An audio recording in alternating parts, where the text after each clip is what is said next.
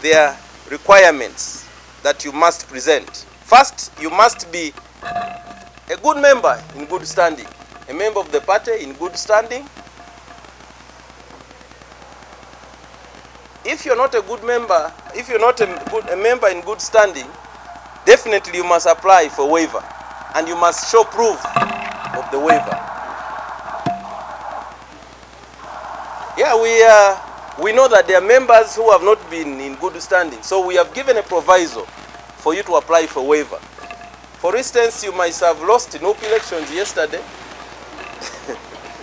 including the Honorable Kyagulanyi can still opt to come back. And you know what do we do? He has to get a waiver, definitely. So a waiver is for people like you, Annette, who may not be a good member of the party now, but you want to run tomorrow.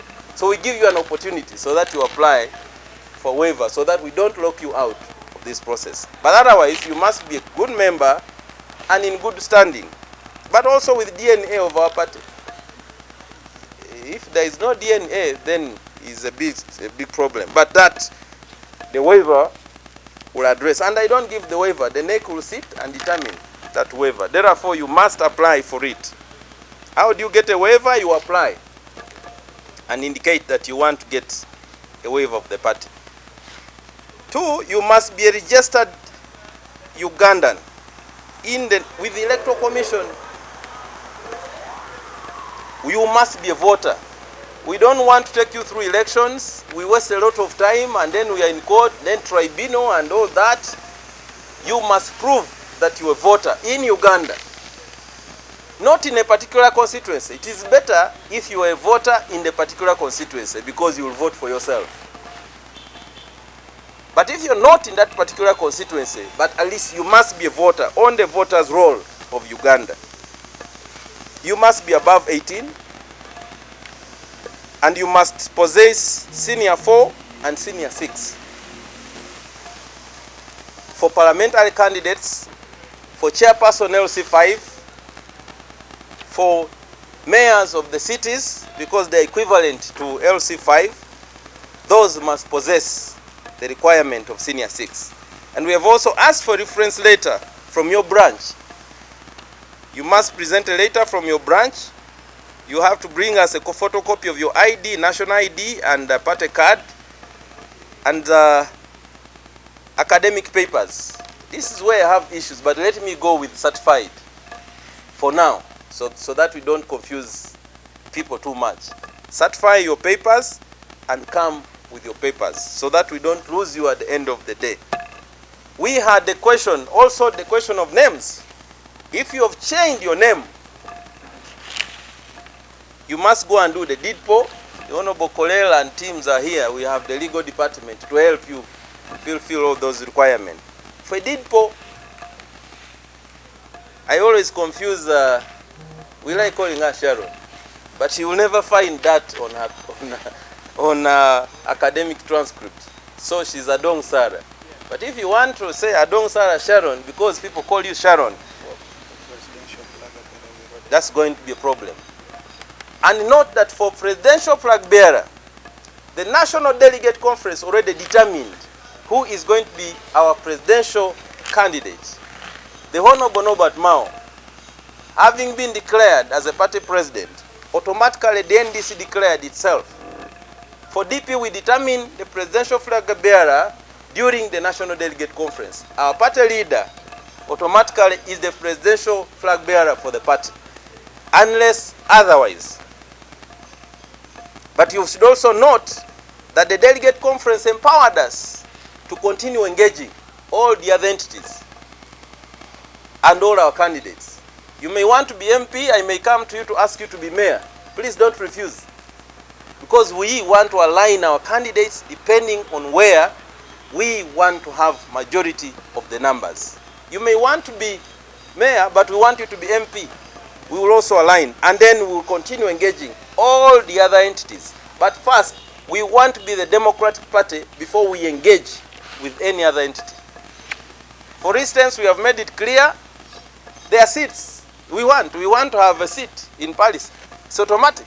We want to have a seat in Zombo, and all these ones standing. So, as a party, we will engage, but not on the position of weakness. We want to engage when we are stronger. And how do we do that? Is first to align and screen all our candidates so that we position them to run ahead of all the others. And of course, for local governments, our proposal is to waive off NFE, lower local government. We are waiving.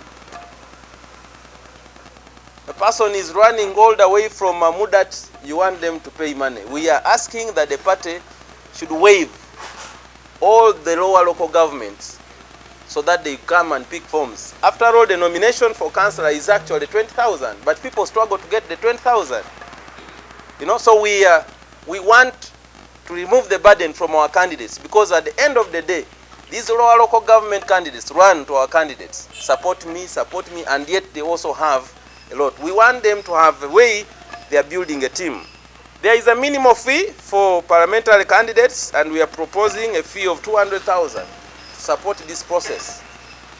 You know, so that we come in, support the process. After all, the party is going to pay for you. If you're vetted and you qualify, the party is going to pay for you all the nomination fees.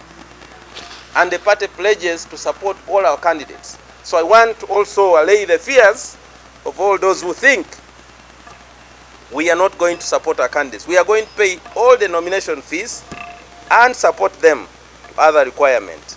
So I call upon you, honorable colleagues, all the DP members in good standing, and all intending candidates on the Democratic Party tickets, to mark the dates and pick these forms. The earlier process for you to fill these forms, you may identify that you have a problem. We lost, of course that was political and was a gymnastic of NRM. I was in the center of Chairman Deo Njoki's election. A seat we had just taken and taken it home just because of alignment of the name between Deo Asubi Njoki and Deo Njoki Asubi. You see? Even all that, if we find that that's a problem, the earlier process, that's the role of the party to help you as a candidate to identify that there is a problem. If you come in the last minute, we are not going to be in position to help you. And note that this is the internal process of the party. But after that, you're going to face the Byabakama organized process. So we are doing the party processes. But after that, we are going to parade you before the Byabakama process. We are also going to issue new party stamps to all our chairpersons, which we are going to give a copy to Electoral Commission. We have already filed the return of who is our chairperson and who is supposed to endorse for our candidates. This morning, I have already written to Electoral Commission withdrawing the name of Mviri from our leaders and those who are supposed to endorse our candidates, awaiting the process.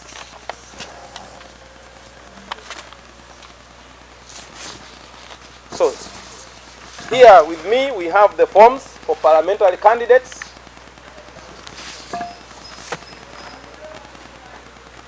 With all the seal, you see the UYD and the Women League all together, and that's how our form for parliamentary candidates will look like. This is for local government, because the requirements are different. So all I have said. So colleagues and honorable members, from tomorrow, submit your expression of interest and pick the forms for the various positions. This form will cater from parliamentary to lower local government. That is councillor at the parish level. And when you go deeper here, inside, the form also allows you to bring us 10 people that are supporting you. And these must be registered voters in the constituency. You don't come to headquarters here and you just find Mzee Irwanga, you come from Arua, and then you say Mzee Irwanga and Sainigira Akowa. You must get your people from the grassroots. Why? Because these are the very people, yes, with the NIN number, and you must count 10. These are the very people who will be your first voters.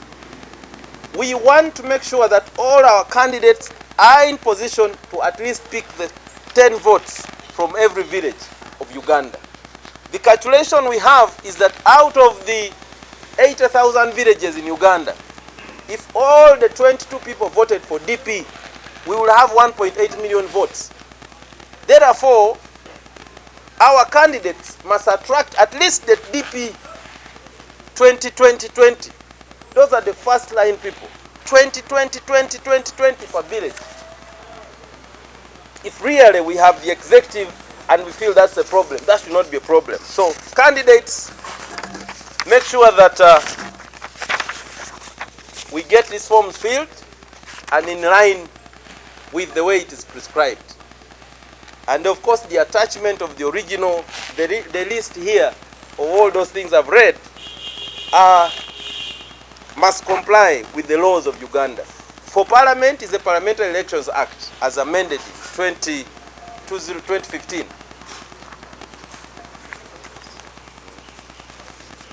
Yes, and then for local government we are going to use the Local Government Elections Act. So we are not inventing the wheel as DP.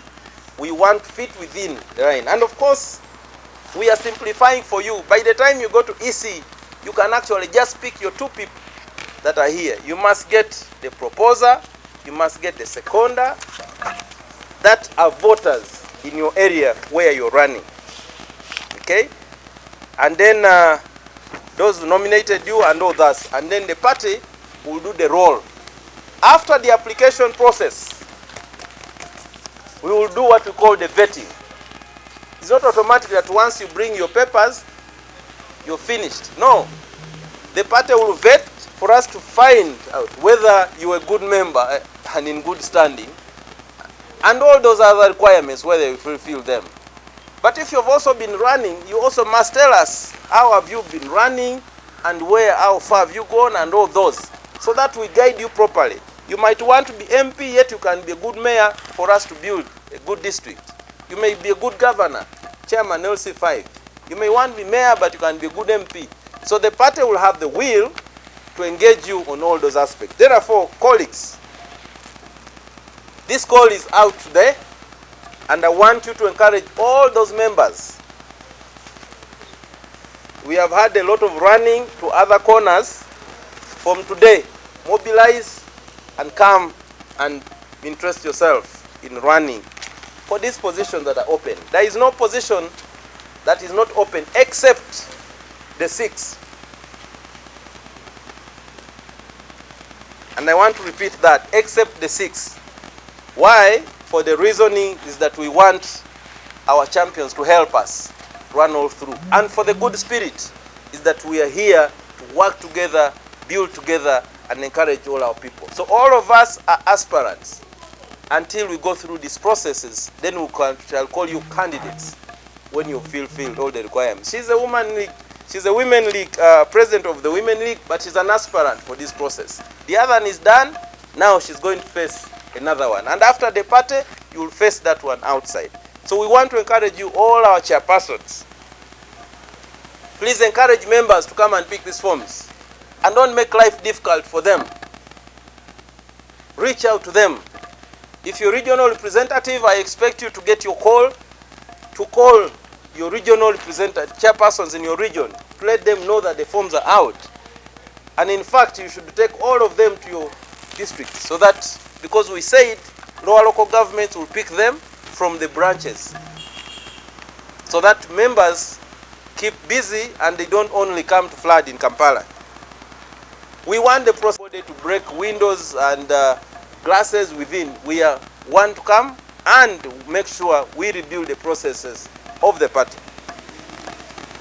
I have said everything because today was specifically this process, because members have been asking. NPC, the national spokesperson, NPS, has been calling me and asking when are these forms. The nurse has been all over, where are these forms? Because people also call them. Once our leaders get to know this party is doing this party is doing that, we don't do these things because we copy. We are the masters that started the process of Green primaries. So we know what we are doing, and we do everything according to time. So we have just returned from NDC, we allowed people to settle and all those. Now, it is this process is going on. So therefore, honorable colleagues and DP members, the process is open starting tomorrow. Feel free to pass by and fill the forms. We are also going to have an online soft copy form for members who are not in Uganda and they intend to run, because there are several of them. We have the diaspora department now, headed by Comrade Rodrigo and Yasin. They don't live here, and they have several members out there that want to return to the country but also run for these elective positions. So we will also have a soft copy form where a person can download and they fill the form, as long as they return back to the right channels for them not to feel they are locked out. We want to encourage all those who haven't resigned according to the timeline.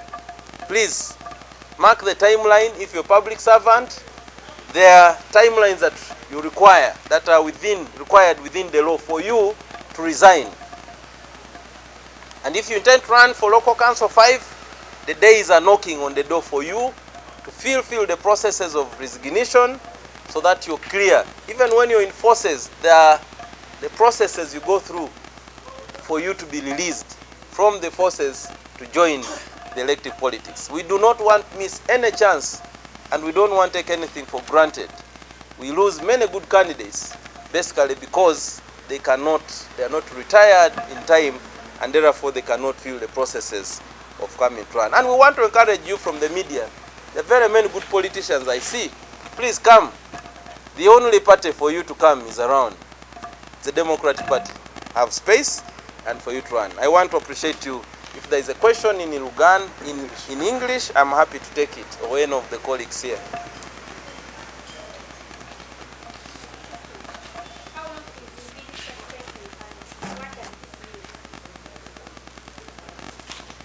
The party has a... The question was not generated by us. I am only communicating a position. It is from his branch. Therefore, we shall do a fair hearing. When the NEC sits, remember in DP, the NEC is the disciplinary committee. When the NEC sits, I will lay down on table the letter from that branch. And NEC is supposed to sit within this month that has started. So I will be next week, we'll be communicating the details on the notes for NEC. And when NEC sits, definitely, I will bring the matter to the NEC and I will be in position to come and respond to that question. But for now, he is out of office because the people he works with feel he shouldn't be leading them. And given what his level of indiscipline and what has happened, I think it is beyond just for him to go and do MOU with DF. It is about how for him to say he will not campaign for this, he will campaign for this, party leader should not step in his districts and all those. So I'm waiting for the NEC will sit, then the NEC will turn itself into a disciplinary committee by way of motion and to hear all those matters. Not only him, there are several other matters of indiscipline cases that is going to be presented before the NEC, and the NEC will pronounce itself. And like I said, this time is not business as usual.